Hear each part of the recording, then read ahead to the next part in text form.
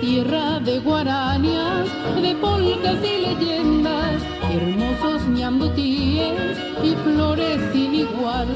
Filigrana de caminos cubre el suelo de mi patria, transitados por carretas del labriego su corcel.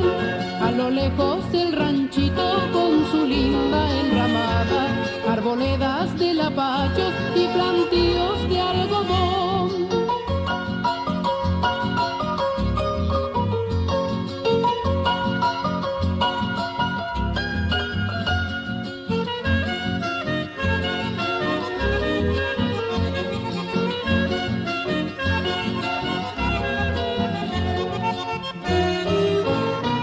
Arroyos cristalinos se esparcen por doquier, regando las praderas de mi hermosa nación.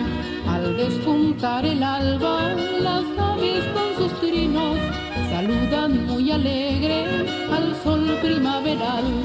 Orgullosa yo me siento de mi tierra paraguaya, es por eso que le canto con profunda emoción a esa patria primorosa de azares y alegrías, que de América hispana es orgullo y corazón.